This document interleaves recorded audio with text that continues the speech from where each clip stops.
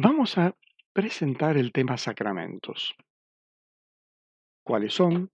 ¿De dónde vienen? ¿Cuál es su función? Para ello vamos a tener que hacer un camino, que de hecho ya hicimos. Este es el resumen de lo visto. La creación. Hablamos del Big Bang, del gran despliegue. Para eso explicamos los conceptos de todo y nada, que de la nada nada sale. Hablamos de un comienzo absoluto, una discontinuidad. Hay un después, pero no hay un antes. Se habla de un punto matemático, una entelequia. Desde fuera del sistema comienza algo a desplegarse. Creación, lo que observamos. Y esa experiencia que da la observación nos hace constatar que hay leyes, que ese cosmos, palabra griega, significa totalidad ordenada. Hay un orden que podemos percibir, que ese orden es lindo, es agradable. Esa creación tiene un propósito dialogal y por revelación sabemos que el Creador estaba en diálogo con sus criaturas. Tenemos este diálogo de Génesis 3:8, tan simpático, pero también constatamos por experiencias que hay cosas que están mal. ¿Por qué? Porque nos duelen, porque no responden a nuestras expectativas. Es como que tuviéramos un derecho a que las cosas funcionaran de una determinada manera, porque simplemente hay algunas cosas que están mal. Tuvimos que explicar que mal es ausencia del bien debido, algo que debería ser de una manera y es de otra. También vimos que hay cosas, por ejemplo los minerales, solo existen. Hay vegetales, su existir es vivir, tienen interacción físico-química con el entorno. Hay animales que tienen sentidos, sienten y reaccionan programados por el instinto. También vemos que hay personas que tienen inteligencia, conocen su entorno, no como el animal que lo siente. No solo lo sentimos, sino que la inteligencia, a pesar de la percepción, conoce. Y con la voluntad decidimos y actuamos como sujetos libres y por lo tanto responsables, a diferencia del animal que reacciona programado por el instinto. Entonces, ¿cómo puede ser que haya mal y dolor si la creación es buena? La respuesta es el pecado. El pecado es desorden, desajuste, injusticia. Desorden, algo que no está en el orden que debería estar. Debería estar según el orden que su creador puso. Ese desorden es puesto por seres libres, que deciden con libertad, advertencia y consentimiento, el sí. Una falla de la libertad por la autonomía. Nomos significa ley, autos uno mismo. Una ley propia, distinta de esa ley eterna y por lo tanto universal, que es la ley natural, no biologicista ni fisicista, la que está impresa en nosotros. Volveremos más adelante. Definición de pecado. Acto humano malo. Acto es una decisión del sujeto ejecutada. Interviene la libertad, la advertencia, la inteligencia y el consentimiento, la voluntad. Malo, lo que tiene de desorden respecto de lo que Dios hizo y quiere que sea. ¿Cuáles son las consecuencias del pecado? En primer lugar, pérdida del orden, ese orden que era perfecto al ser creado, por la intervención de ese pecado cometido por alguien, por todos, por cada cual. Ya no hay orden. El orden es orden o ya no es orden. Hay un extremo de caos, pero el orden es perfecto o no lo es. Y una pérdida del sentido del orden. Suena maniobra de la psiquis para hacernos justificar. Consecuencia del pecado, el dolor propio y el dolor causado al resto, el dolor ajeno. Y se pierde el diálogo con el Creador, porque el diálogo tiene una forma del Creador con la criatura. En este caso lo que estamos haciendo es monólogo. Yo decido, corto el diálogo con el Creador. ¿Cómo puede eso ser así? Es un sinsentido. Esa falla no puede ser de la creación. Es una opción contagiada. Hay un pecado original, originante. Hemos hablado, capítulo 3 del Génesis. Hay un pecado original contraído, es el que tiene cada persona engendrada después de esa transgresión original, de origen. Queda una tendencia al mal por diversos canales, inclusive el entorno que se va generando. Y hay una imposibilidad intrínseca, no se puede reparar desde adentro, porque el orden era perfecto. Ninguno de nosotros puede acceder a la perfección, sobre todo si él rompió. ¿Cuál es la magnitud del pecado? Inmensa. La falla de una sola persona descalabró el cosmos entero. Las acciones de cada individuo afectan el cosmos, exceden por completo a lo que cualquier individuo pueda reparar. La solución de un problema que tiene esta dimensión, que te digo cósmicos, solo puede venir desde el Redentor. El Creador, en un nuevo rol que nos redime, nos trae la redención, nos salva. La solución, entonces, es la redención. Dios escogió a uno, Abraham. También para la creación escogió uno, humano.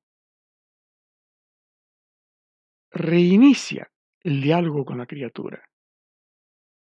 Ya no solo en la forma del mensaje a través de las criaturas, sino un diálogo de persona a personas, la persona divina con personas. Elige al ser humano, a ese ser humano, ese uno escogido, para que sea cabeza de un pueblo, del yo al nosotros, concepto también que hemos tocado.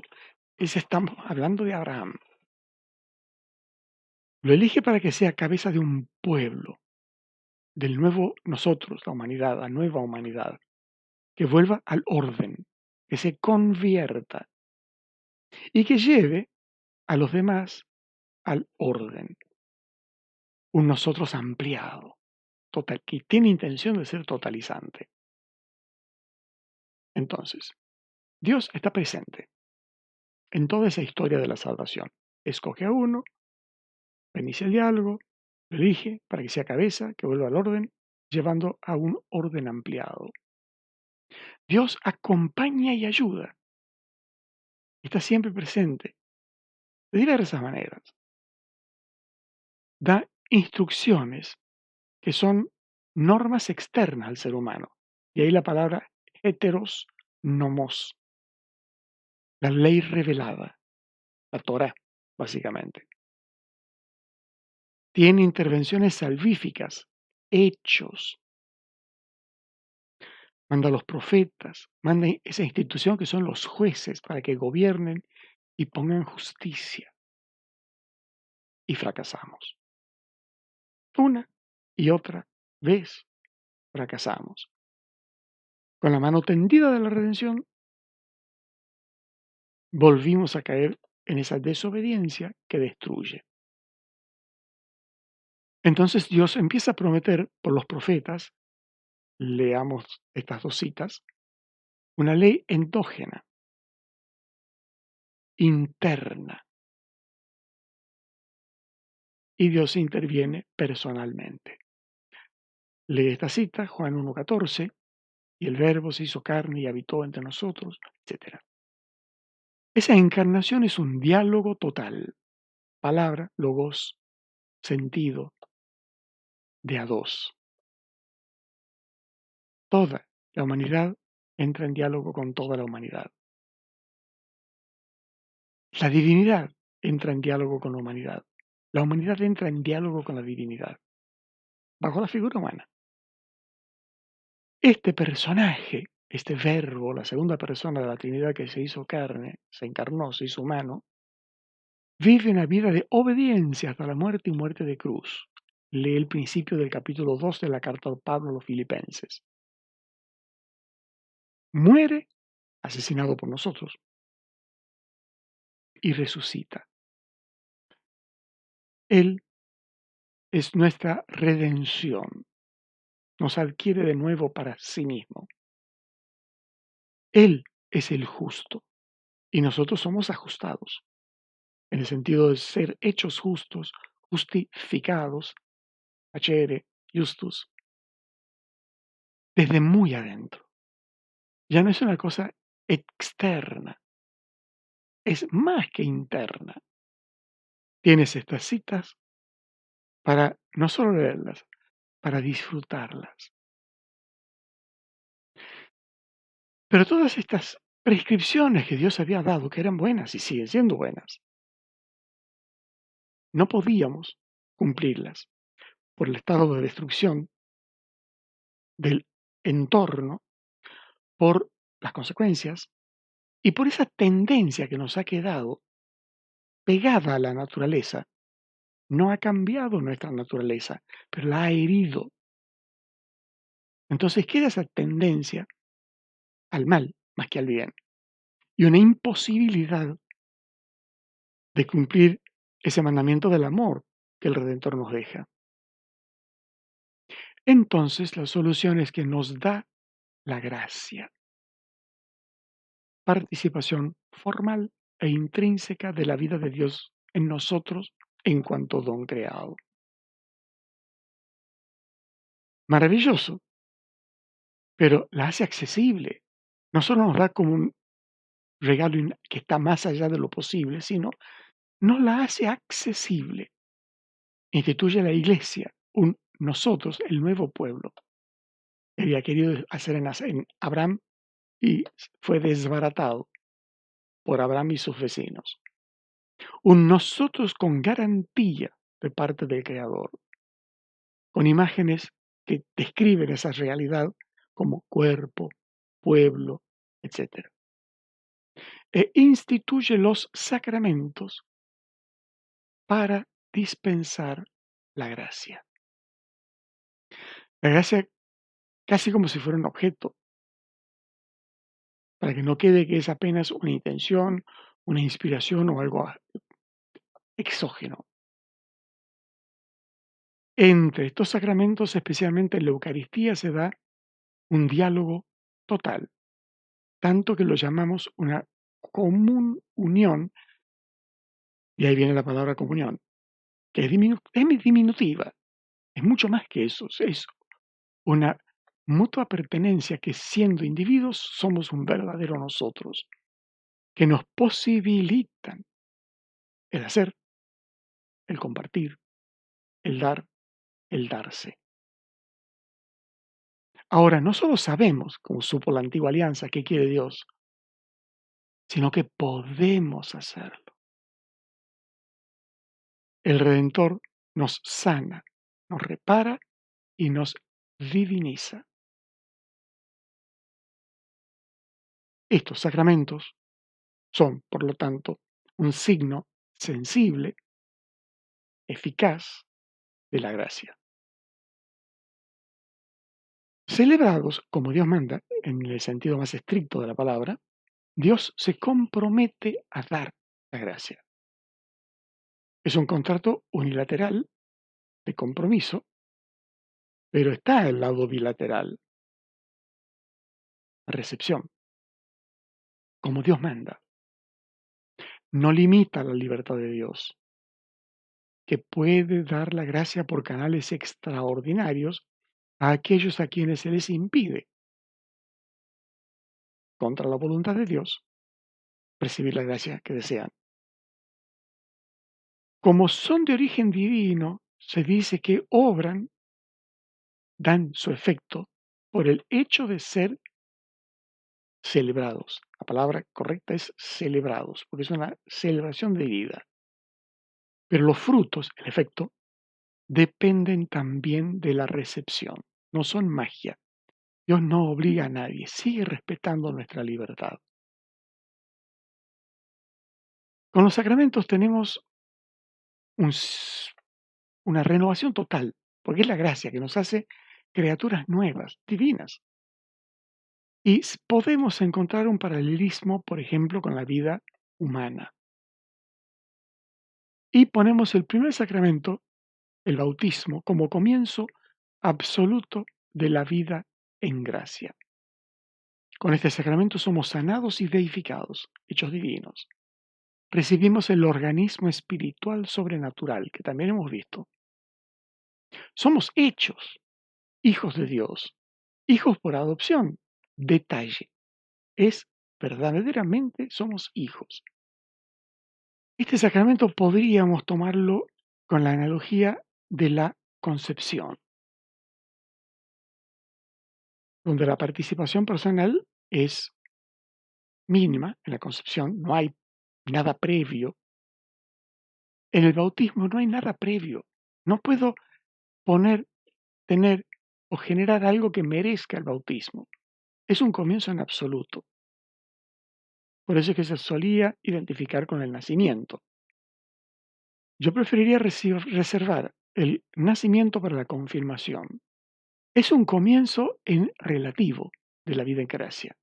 La madurez, la independencia, el final del camino de catecúmeno, donde ya soy autónomo y responsable de todos mis hechos.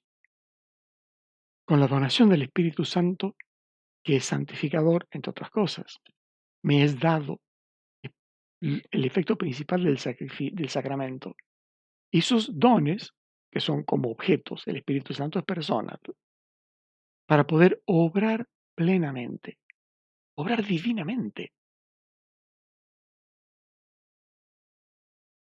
Somos hechos misioneros, embajadores de Dios.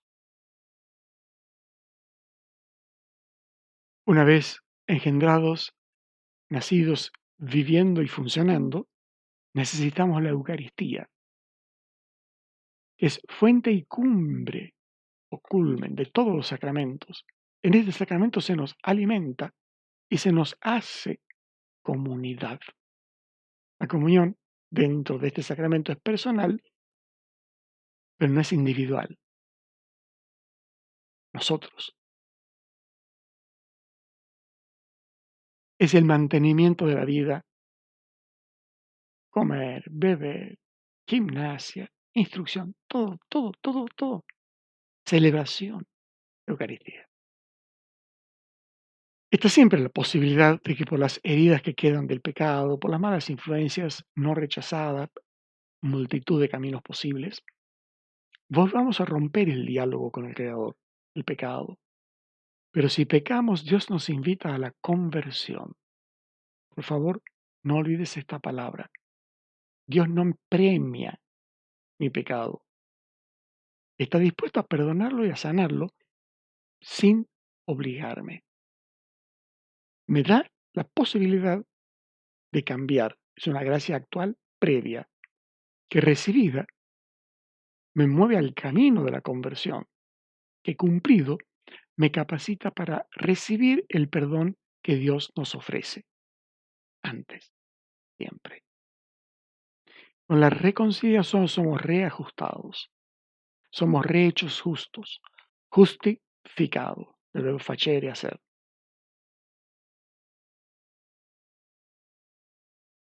También el hecho de vivir implica desgaste, la posibilidad de la rotura, el accidente, la herida, el mal físico, e incluye el mal psíquico, el mal moral, sacramento de la reconciliación.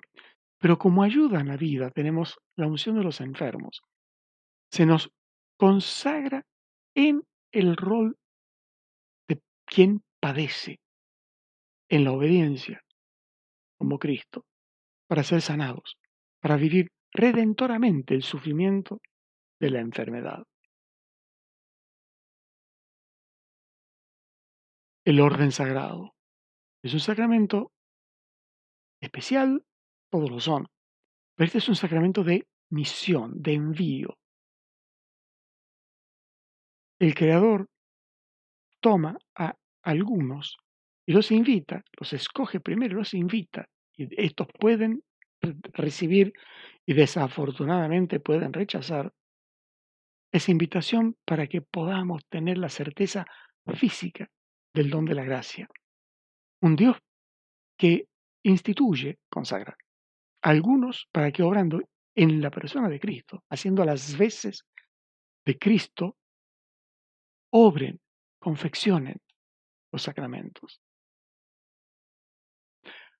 Y el otro sacramento de misión, que es el matrimonio, para colaborar con Dios en la institución del reino de Dios, el reinar de Dios. ¿Cómo? Comunicando la vida biológica y la vida sobrenatural. Las dos son tareas primera y fundamental del matrimonio, para que sean un signo sensible, recuerda la definición del sacramento, de la relación de Dios con su pueblo y signo de la relación de Jesús con su iglesia. Este es el camino que hicimos, esto es lo que vamos a desarrollar con el tema sacramentos. Nos encontramos un poco más adelante.